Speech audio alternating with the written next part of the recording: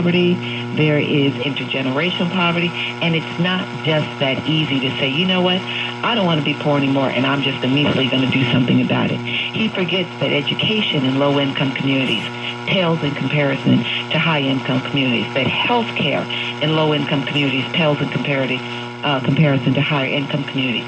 And all of that contributes to people remaining in poverty. You know, it is very, very scary to me to tell people to lift themselves by their bootstraps when you take away the boots, or to tighten up their belts when you left them standing in their underwear.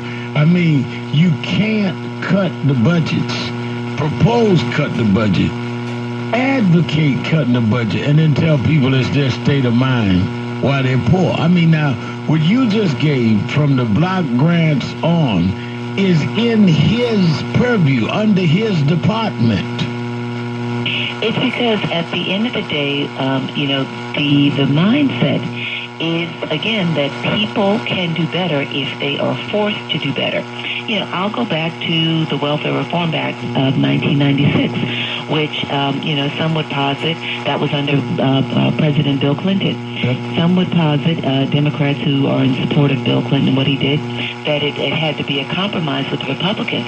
But essentially it was based on the notion that welfare, public assistance, as an entitlement that had no end, you could be on public assistance for a lifetime, that had no limitations for children and for individuals, that something needed to be done there because able-bodied individuals were taking advantage of public assistance. Well, what we're talking about today is in many ways the very same thing. House Speaker Paul Ryan believes strongly that the way to reduce poverty in America is to begin with the assumption that many people are on public supports, whether they be Medicaid, TANF cash assistance, whether it be subsidized child care, housing supports, whatever it may be. They are able-bodied individuals who could work if they were forced to work. And I think in many ways, even though this is Trump's proposed budget, we are seeing a lot of synergy here because at the end of the day, that is what underlies, what underpins this proposal, that we have people who are lazy, who are capable of working, who are capable of picking themselves and their families up by their bootstraps, but they need to be pushed to do that. And so we're going to take away all of these supports that have proven necessary and for some have proven helpful in getting them to a better place of upward mobility and economic stability. But we're going to take away all of them and let's see how they do.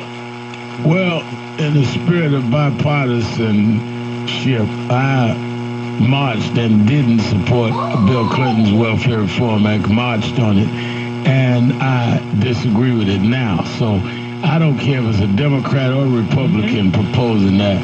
I think that it is wrong. I want you to give me an overview of the other parts of these proposed budget and how it affects our community right after the break. We're going to take a break. I'm coming back. Jennifer Jones-Austin, Al Sharpton, and you on the phones, 1-877-532-5797, 1-877-532-5797. Sharpton, Austin, keeping it real. Be right back.